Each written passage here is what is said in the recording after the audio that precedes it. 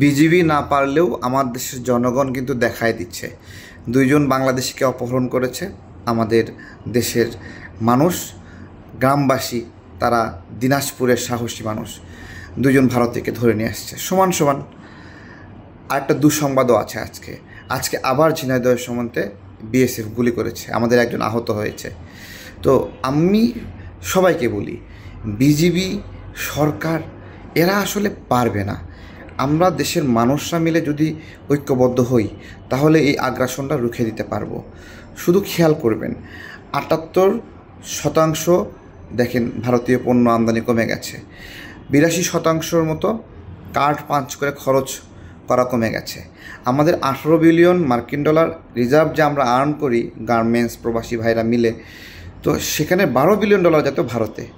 সেইটা আমরা যখন টাইট দেওয়া শুরু করছি তখন থেকে আমার রিজার্ভ আমার এখানে থেকে যাচ্ছে, যার ফলেই তো ডক্টর ইউনূস স্যার ঋণ পরিশোধ করতে পারছে।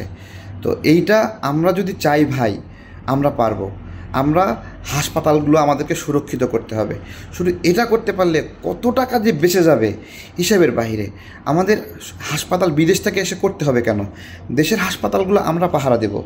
আরও গুরুত্বপূর্ণ ইনফরমেশন একটু যোগ করতে হচ্ছে যে আমরা আবার দেখছি দুইজন বাংলাদেশি নাগরিককে তারা আবার এখান থেকে নিয়ে গেছে। প্রতিরোধেও তারা থামছে না। তাই বলে কি আমরা প্রতিরোধ বন্ধ করে দেব?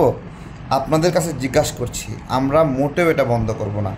এটার একমাত্র উপায় প্রতিরোধ করা, এবং যতটুকু তারা কষ্ট দেবে অতটুকু রিভার্স কষ্ট দেওয়াই কেবলমাত্র সীমান্তে নাগরিক হত্যা, সীমান্তে আগ্রাসন বন্ধ করতে পারে। এবং বাংলাদেশের নাগরিকদের আমরা ওইটাই বলি যে আমরা আর পিছু ফিরে তাকাবো না ইনশাল্লাহ। আপনি আপনার এলাকার হাসপাতালে দায়িত্ব নেন। আমরা একটা জাতীয় স্বাস্থ্য সুরক্ষা আন্দোলন শুরু করেছি। বিভিন্ন এলাকায় হাসপাতালগুলো পর্যবেক্ষণ করছি, ত্রুটি বিচ্যুতি যা পাচ্ছি, মেশিন নষ্ট, হাসপাতালে ডাক্তার আসে না, সব প্রতিবেদন আকারে সিভিল সার্জনকে দিচ্ছি, জেলা প্রশাসককে দিচ্ছি, দেখি ঠিক করে কিনা। আমরা যদি বাঁচতে চাই ভারতের আগ্রাসনের হাত থেকে, তাহলে আমাদেরকে সংঘবদ্ধভাবে মনোযোগের সাথে কিছু একটা করতে হবে।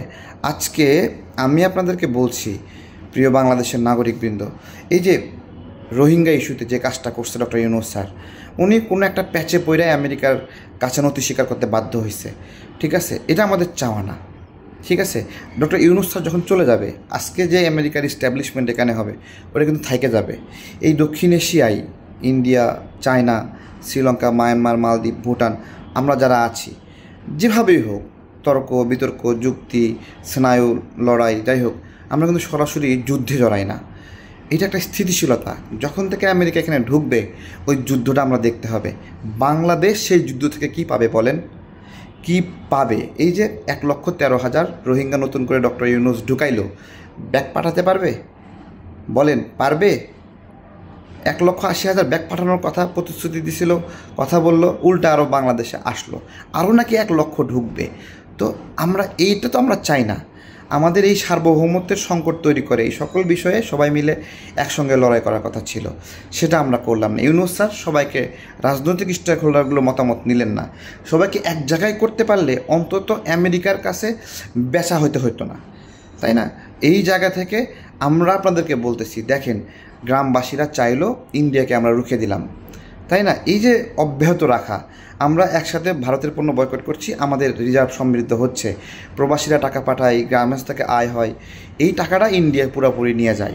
আমরা যখন থেকে ব্যয় করা কমাই দিলাম, আমদানি করা কমাই দিলাম, ওখানে গিয়ে কাঠ খরচ করা কমাই দিলাম, ওখানে চিকিৎসা নেওয়া বন্ধ করলাম, তখন থেকে আমার রিজার্ভটা উপর দিকে উঠতেছে। আমাদের ভালোটা আমরা যদি না দেখি কেউ দেখবে না। আপনারা যারা বিভিন্ন এলাকার মানুষগুলো আছেন, নিজ নিজ জায়গা থেকে ঠিক করেন। এটাও সার্বভৌমত্বের লড়াই। আমরা প্রত্যেকটা জেলায়, প্রত্যেকটা উপজেলায় স্বাস্থ্য কমপ্লেক্স, সরকারি হাসপাতালগুলো আমরা ঠিক করব, নিজেরা পর্যবেক্ষণ করব, অবজার্ভ করব, দোকানগুলোতে দেখব আমরা ইন্ডিয়ান পণ্য কোথায় আছে না আছে, ইসরায়েলি পণ্য কোথায় আছে না আছে।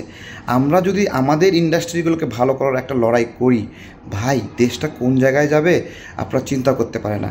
রাজনৈতিক মতাদর্শ আপনি যাই হোক, ওই দল হয়তো বা ভারতের বিরুদ্ধে হবে না, আপনি নাগরিক তো স্বাধীন, আপনি আপনার জায়গা থেকে আগ্রাসন বিরোধী কনসেপ্টগুলো, ভাই, এদিকে ভারত বয়কট বলবেন, ইসরায়েল বয়কট করবেন, ঢকঢক করে কোক পেপসি খাবেন, এইটা ভাই আসলে লড়াই না।